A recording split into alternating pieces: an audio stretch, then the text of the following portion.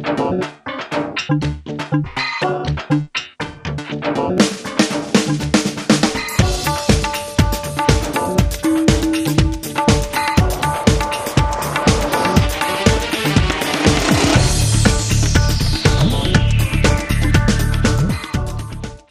बहुत स्वागत है आपका हमारी खास पेशकश जीना इसी का नाम में। हम हमेशा इस पेशकश में आप तक वो चीज़ें पहुंचाते हैं जो आपके जीवन में बहुत ज़्यादा ज़रूरी है। और आज जो मेरे हाथ में ये चीज़ आप देख पा रहे हैं, ये वाद्य यंत्र, ये जब से हमारे पास आया है इसने कितना हमें प्रभावित किया है और हम कितना प्रभावित हो चुके हैं कि आज हम इसके बिना क्या रह नहीं सकते। ये तमाम चीज़ों पर हम आज बात करेंगे। हमारे साथ मौजूद हैं प्रख्यात मोटिवेटर डॉक्टर राजेश शर्मा जी, जो आपको बताएंगे कि इस डिवाइस का उपयोग कितना करना है। सर, जब मैंने सोचा कि आज इस टॉपिक को चुना जाए, ऐसे बहुत से सवाल हैं जो हमारे जहन में रहते हैं कि हम लोग इतना ज़्यादा डिपेंडेबल क्यों हो गए इस डिवाइस पर, इतना ज़्यादा डिपेंडेबल क्यों हो गए। नमस्कार IND24 के दर्शकों, हमारे विवेक भैया जी, आज के इस प्रासंगिक विषय में इनके हाथ में जो एक हथियार है, ये हथियार कहलाता है मोबाइल फ़ोन। और इनका प्रश्न है कि हम इस पे इतने डिपेंडेंट क्यों हो गए। मनुष्य जाति जो सभी 84 लाख योनियों में सबसे सर्वोत्तम कृति है ईश्वर की, ईश्वर ने जहाँ सब कुछ अच्छा दिया, वहीं पे मानव मस्तिष्क में एक छोटा सा नुक्स पैदा कर दिया डिपेंडेंट होने का, किसी चीज़ पे निर्भर होने का। मुझे कभी कभी लगता है कि जानबूझ के ईश्वर ने शरारत करी है कि अगर ये ना की होती तो मनुष्य भी जो है वो, मतलब हम चूँकि जानते हैं कि जो अवतार हैं जी, वो मनुष्य जन्म में ही जन्म लेते हैं, मानव जो योनि में ही जन्म लेते हैं अवतार। तो मनुष्य की वैसे क्षमता जो है वो ईश्वरीय क्षमता से कम नहीं है। क्यों? क्योंकि अहम ब्रह्मस्मि, परमात्मा का ही एक छोटा सा अंश जो है वो मानव योनि में आत्मा के रूप में विराजमान है। हालांकि आत्मा का कोई स्वरूप नहीं होता। पूरी 84 लाख योनियों में या किसी भी प्राणी में अगर आत्मा की बात करते हैं तो आत्मा एक जैसी है, सबकी आत्मा एक जैसी है। लेकिन हाँ, आत्मा जिस देह में चली जाती है उसके गुण वैसे हो जाते हैं। बिल्कुल। जो आज हम चीज़ें देख रहे हैं, खास तौर से 4 साल 5 साल पहले अगर हम जाएंगे तो बच्चों के हाथ में मोबाइल बड़ा नॉर्मली या तो दिखाई नहीं देता था, या बच्चे अपने पास रखते भी थे तुरंत उनके पेरेंट्स ले लेते थे। लेकिन अब एक डिपेंडेंसी बन गई है कि बच्चे की 8:30 बजे से क्लास है तो उसने क्लास अटेंड करना है। ये सारी चीज़ों तक ठीक है, आप 8:30 to 10:30 अपनी क्लास अटेंड करते हैं। लेकिन फिर उसके बाद बच्चे, ये जो गेमिंग की दुनिया है, वो पहले वीडियो गेम्स चला करते थे, बड़ा एडिक्शन हो जाता था, लेकिन अब ये मूव ऑन हो रहा है।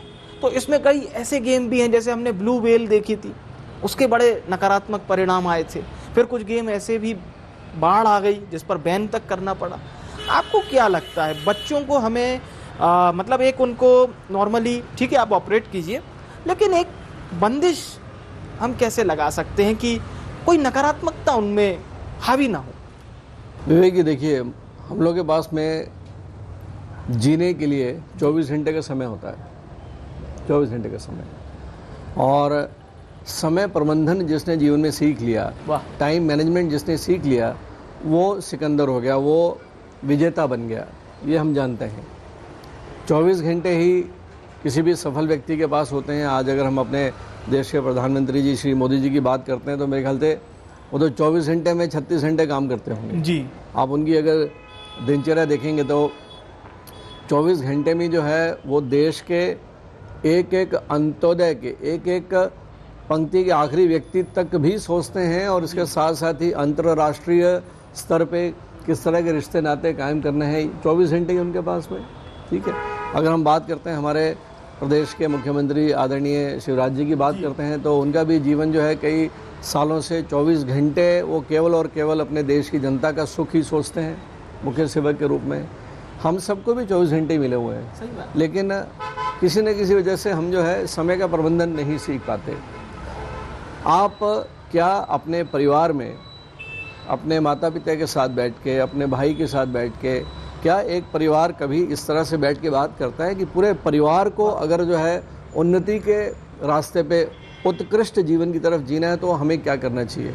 मुझे लगता है कि ये अनफॉर्चुनेटली ये नहीं होता कि पूरे परिवार के लोग बैठ के जो है, हम जो है ऐसे, आपने कभी सड़क में वो जो देखा होगा, वो जो राजस्थान से लेके आते हैं, हज़ारों भेड़ों को लेके आते हैं, है ना, भेड़ें चलती हैं, वो पीछे से सीटी मारता है और एक डंडा लेके चलता रहता है, एक आध डॉगी कुत्ता उनके साथ में होता है। तो वो जो भेड़ें हैं ना, आज के मनुष्य को देख के मुझे वो सीन याद आ जाता है कि हम चले जा रहे हैं, मतलब हमें दिशा नहीं है, उसी रेट रेस दिशा का नहीं बिल्कुल है, हिस्सा हो गए। यस, दिशा नहीं है जी।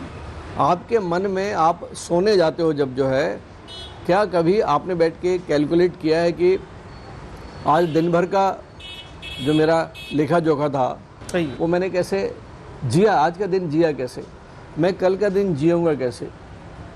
क्या इस तरह का कोई भी ध्येय रख के हम जीते हैं? अरे हम कोई पशु तुल्य जीवन थोड़ा जी रहे हैं। बिल्कुल। हाथ में घड़ी पहनने का मतलब क्या होता है?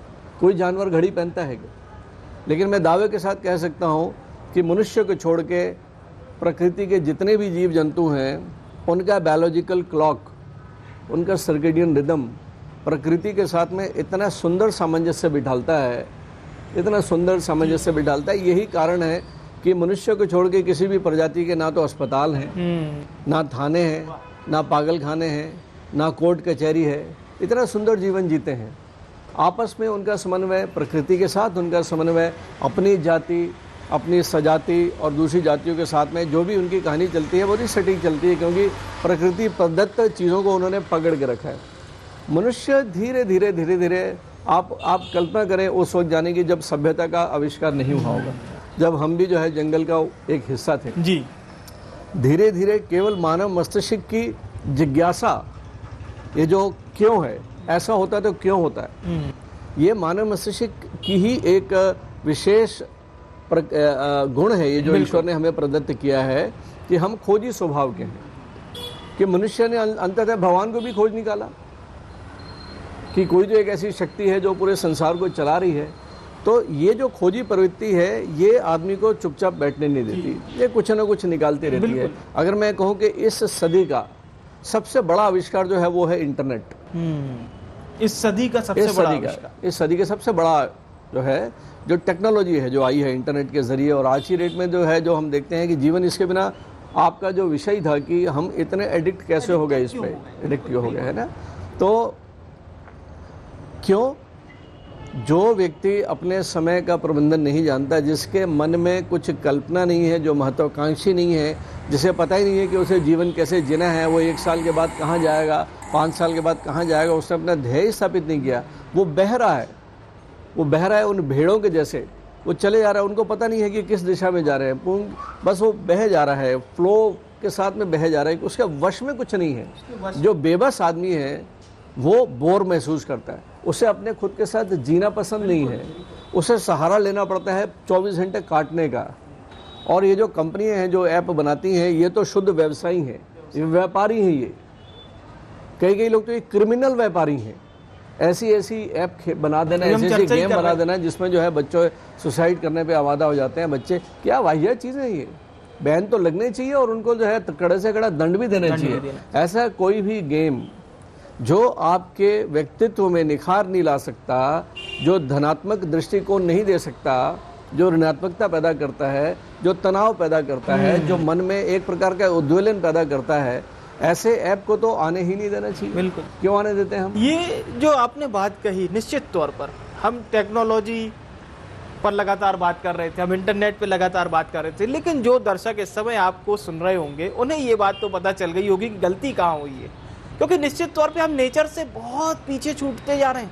हम ये भूल गए हैं कि हम भी इस नेचर का एक पार्ट है, एक हिस्सा है। और जो बात आपने बड़ी अच्छी कही कि जानवरों का कोई स्कूल नहीं है, जानवरों का कोई अस्पताल नहीं है और जानवरों का कोई पागलखाना भी नहीं है, लेकिन मनुष्य के लिए इतनी सुविधाएं होने के बावजूद सबसे ज्यादा परेशान अगर आज की डेट में हम देखें, ह्यूमन बीइंग से ज्यादा परेशान कौन है? बिल्कुल सही कहा। बिल्कुल मैं मतलब आपने आज का विषय क्या चुना है, मतलब एक उधरती आज की ही न्यूज़पेपर में मेरे ख्याल से मैं बताता हूँ, दर्शक अगर इसको देख सकते हैं ये वाली न्यूज़ जो है,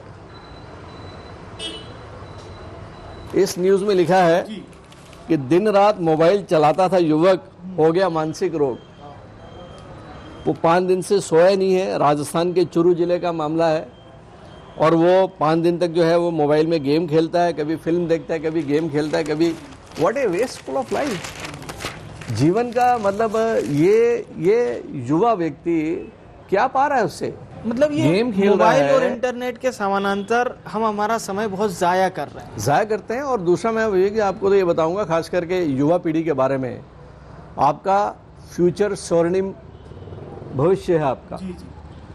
आपका भविष्य आपके हाथ में है, आपका भविष्य समय आपके हाथ में है। यदि मनुष्य होने के नाते आप अपने कल को नहीं संवार सकते, आपका कल अगर आज आपके हाथ में नहीं है, तो आप में और एक पशु में क्या फ़र्क रह गया? कोई फ़र्क नहीं रह गया। मैं हमेशा कहता हूँ कि आने वाला कल आज से बेहतर हो। कैसे बेहतर होगा? समय प्रबंधन, समय प्रबंधन। और यदि आपके पास 24 घंटे और आपको लगता है क्या बोरियत है ज़िंदगी में यार, समय नहीं कट रहा है, इसका मतलब है कि ईश्वर ने डेफिनेटली गलती की है आपको मनुष्य योनि में डाल के।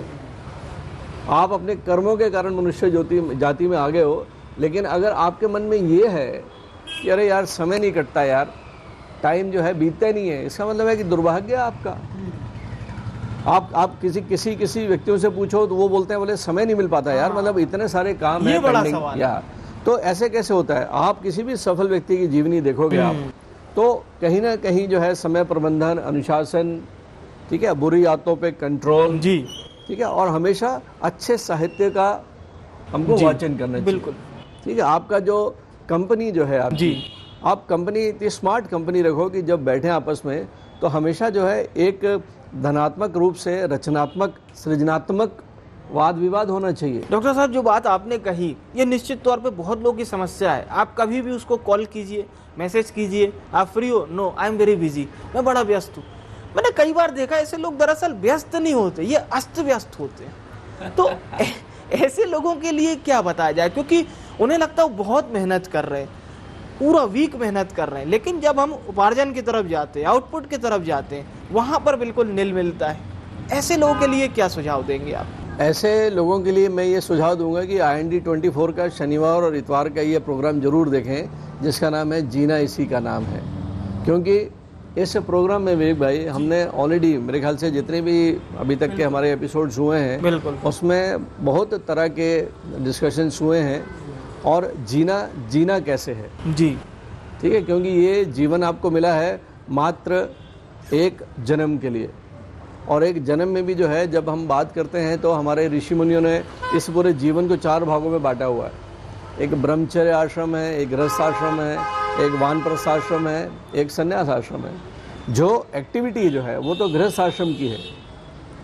जो 25 साल से 50 साल की ज़िंदगी है आपकी, वही आपकी मेन जो है, जो कर्म करने की जो ज़िंदगी है वो तो यही है। अब उसमें जो है कर्म ना करके आप दुष्कर्म करो या निष्कर्म करो, ऐसे कर्म जो कर्म कर ही नहीं रहे हो आप दिन भर बैठ के जो है अगर मोबाइल पे बैठ रहे हो आप दिन भर बैठ के जो है अगर आप जो है अपना आपका जो है आपको वाहियात चीज़ें आपको मोबाइल में बैठ के अननेसेसरी मैसेजेस आ रहे लोगों के, मतलब इतना बड़ा युवा वर्ग है, इतनी बड़ी एक पीढ़ी है जो बैठ के दिन भर बैठ के जो है, ठीक है, सोशल मीडिया के साथ में, सोशल मीडिया को आप अपने सदुपयोग के लिए काम करें तो समझ में आता है। और ख़ास करके इस लॉकडाउन में, इस विश्वव्यापी बीमारी ने हमको चूँकि घर बिठाल दिया, हमारी फिजिकल उपस्थिति स्कूल से ख़त्म हो गई, कार्यालय ऑफिस से ख़त्म हो गई, तो हमको जो है घर बैठ के वर्क फ्रॉम होम शुरू हो गया, ठीक है। बच्चों का भविष्य ख़राब ना हो करके तो धीरे धीरे करते करते बहुत लोगों ने सीखा भी है इससे, ऐसा नहीं है। लेकिन किसी भी टेक्नोलॉजी का एक फ़ायदा होता है तो नुकसान भी होते हैं। बिल्कुल सही बात कही आप। तो फ़ायदा लेना है वहाँ तक तो लें आप, लेकिन आपको विवेक दिया है, आपको बुद्धि दी है ईश्वर ने, तो कम से कम ये तो सोचो आप कि आप अपने पाँव पे कुल्हाड़ी मारने वाला काम तो मत करो। आप अगर पिछला 3 घंटे आपने किस विषय में बिताए, किस एक्टिविटी में बिताए हैं, और उसमें आप केवल और केवल ये मैसेज आया इसको फॉरवर्ड किया, उसका मैसेज यहाँ फॉरवर्ड किया। सुबह उठते ही सबसे पहला काम होता है, 99% जो है आप मोबाइल अपने बिस्तर के बगल में रखते हो। क्यों रखते हो भाई? आप जिस कमरे में सोते हो उस कमरे में मोबाइल चार्जर मत करो भैया। मोबाइल आप जो है कहीं बाहर जो है आपका ड्राइंग रूम होगा, कहीं दूर होगा, वहाँ पे चार्ज करिए मोबाइल, ठीक है। मोबाइल के दर्शन जो है नहाने के पहले मत करिए, दिनचर्या शुरू हो जाए आपकी। ये बड़े उसके बाद अच्छे सुझाव है। हाँ, बड़े अच्छे सुझाव। बिल्कुल। आपका इतना एडिक्शन है आपका कि सुबह उठते ही आंखें बंद रहती हैं और मोबाइल की तरफ हाथ जाता है। क्या वाहिया चीज़ है। डॉक्टर साहब, मेरे को व्हाट्सएप पे एक मैसेज आया था, उसमें लिखा था पहले जमाने में लोग बाग अपने आंखें खोलने से पहले हाथ देखा करते थे, और आज की डेट में आंखें खोलने से पहले सबसे पहले मोबाइल की स्क्रीन देखते हैं। एक मंत्र है हमको दिया हुआ कि हम जब सुबह उठते हैं, सुबह उठ के आप जो है 2 मिनट के लिए अपने ही उस बिस्तर पर बैठें, अपने हाथ दर्शन करते हैं, और उसमें एक मंत्र है जो मेरी माँ ने बताया था कि अपने कर बोलते हैं, हाथों को कर बोलते हैं। तो कर का जो ऊपरी भाग है इसको आप देखें, कर अग्रे लक्ष्मी, इस ऊपरी भाग में लक्ष्मी का निवास है। कर मध्य सरस्वती, कर मूले गोविंदम, प्रातः है कर दर्शनम। यदि आप इस भाव के साथ उठते हो, आप सुबह उठ के इन कर्म करने वाले हाथों को देखते हो आप जो है, और इनमें आप जो है लक्ष्मी, सरस्वती और गोविंदम जो मैनेजमेंट के गुरु हैं, उन तीनों को अगर आप अपने विषय में, अपने मस्तिष्क में एक बार आप नाम ले लेते हो, तो डेफिनेटली आपका जो दिन भर का जो शुरुआत है वो एक अलग तरीके से शुरू होगी। वही आपने बेटा, किसी ने उठा के गुड मॉर्निंग कर दी, किसी ने आपको प्रणाम कर दिया, किसी ने आपको जय हिंद कर दी, किसी ने गणेश जी भेज दिए, फॉरवर्ड पे फॉरवर्ड। क्या वेस्टफुल ऑफ चीज़ें मत करो भैया। एक आजकल एक मैसेज बड़ा चला है, वो शंख भेज देते हैं, ये 12 लोगों को भेजिए, उसने नहीं भेजा था तो ऐसा।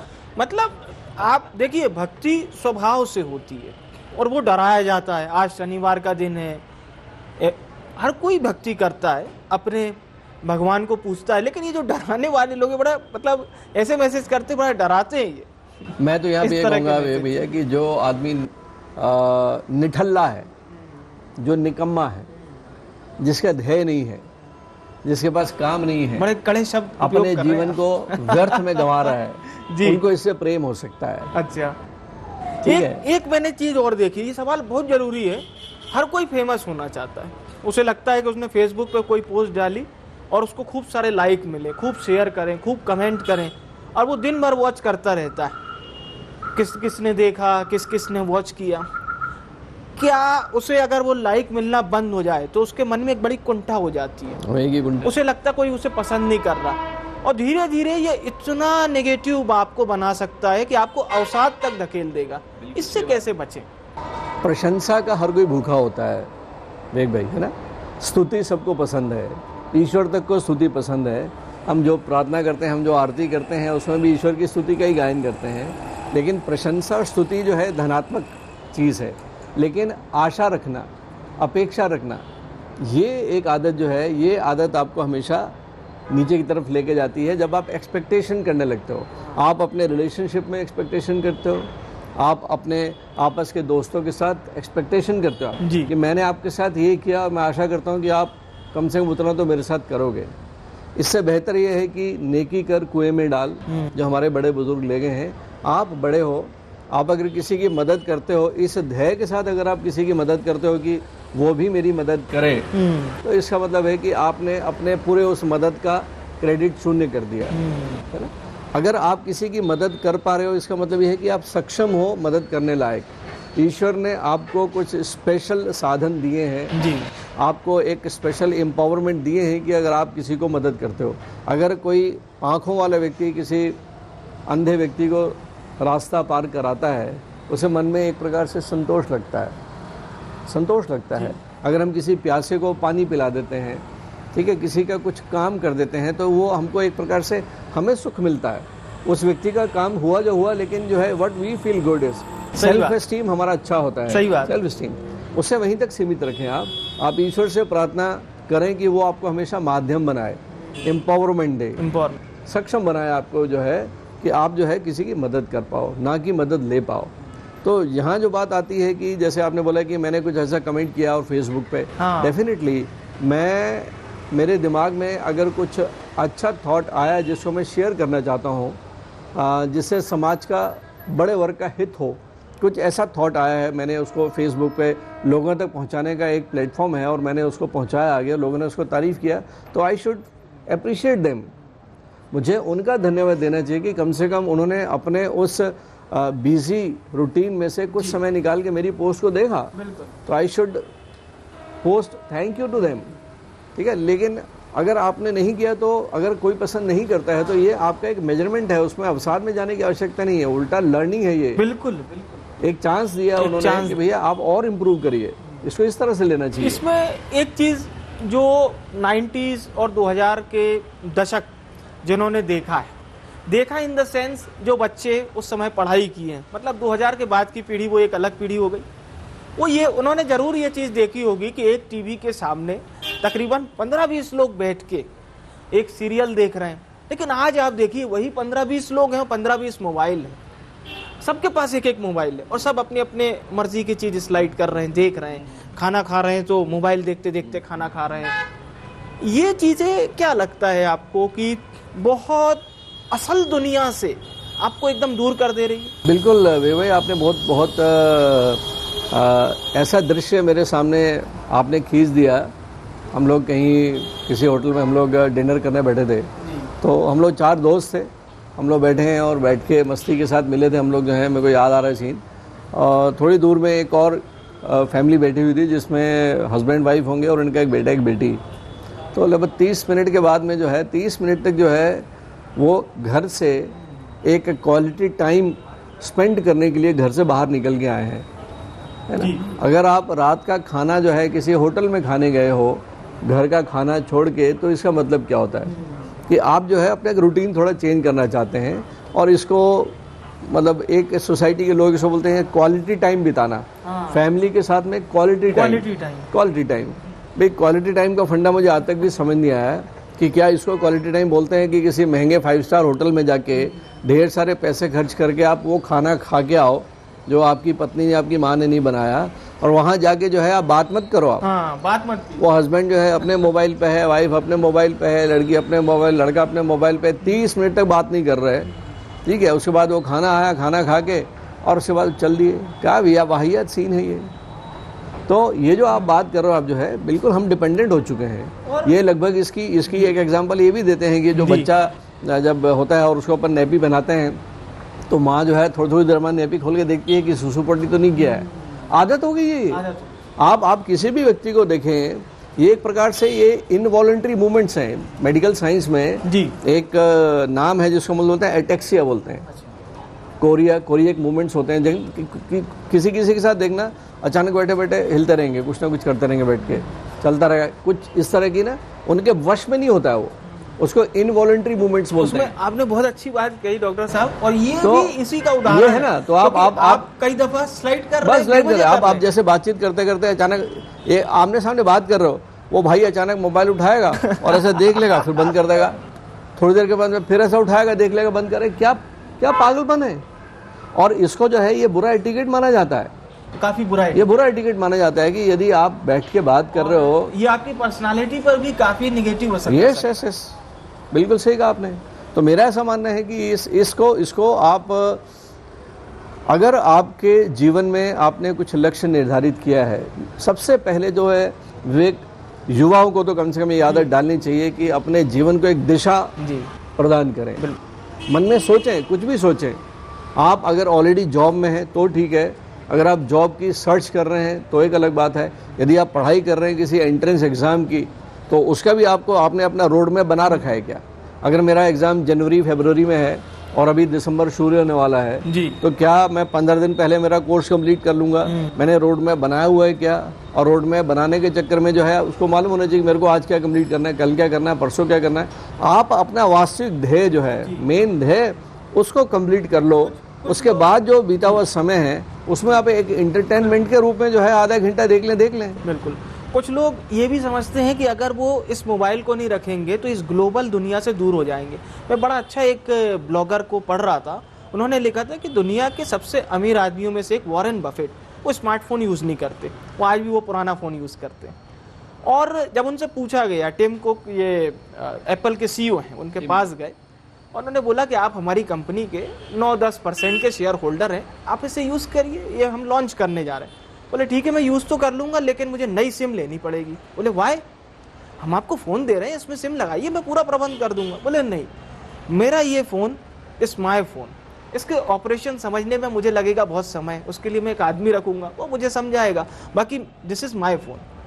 ये चीज़ें जब हम देखते हैं तो हमें समझ में आता है सर कि इतने बड़े लोग भी आज भी वही पुराना फ़ोन रख रहे हैं, उसी पुरानी टेक्नोलॉजी में इतनी सारी चीज़ें अचीव कर रहे हैं। इसे कैसे देखते हैं आप? मुझे लगता है कि कोई भी व्यक्ति अपने जीवन में जब वॉरेन बफे बन जाता है तो उसे किसी नए फ़ोन की आवश्यकता नहीं, उसे फ़ोन की आवश्यकता नहीं है। पहली बात तो ये है।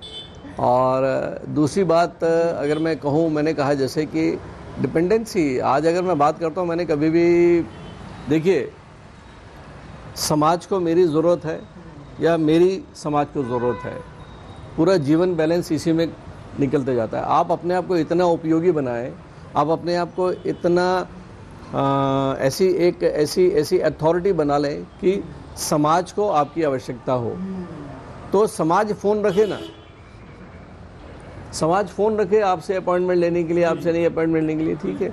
आप अपने आप को जितना सबल बनाएंगे, आप अपने आप को जितना एजुकेट करेंगे, जितना आप अपने अंदर में एक बेहतरीन क्वालिटी करके अच्छा इंसान बनने की कोशिश करेंगे, उतना आपकी डिपेंडेंसी इन सब चीज़ों पे ख़त्म होने लगती है। और ख़ास करके मनोरंजन का साधन, मनोरंजन तब करना चाहिए जब आप काम करते करते, जो वास्तविक लक्ष्य है उसमें काम करते करते थक गए, 8-10 घंटे काम कर लिया, 8-10 घंटे काम करने के बाद में आपको ऐसा लगता है कि थोड़ा सा मुझे आराम की ज़रूरत है, 15-20 मिनट जी, उस कंडीशन में जो है आप अपना रूटीन से हट के थोड़ा उठ के चहलकदमी कर लेते हैं, छोटा मोटा गाना सुन लिया या मोबाइल के साथ कुछ थोड़ा बहुत कर लिया। आप कुछ काम कर नहीं रहे हो, आप जो है निकम्मे हो, आप you are not doing anything.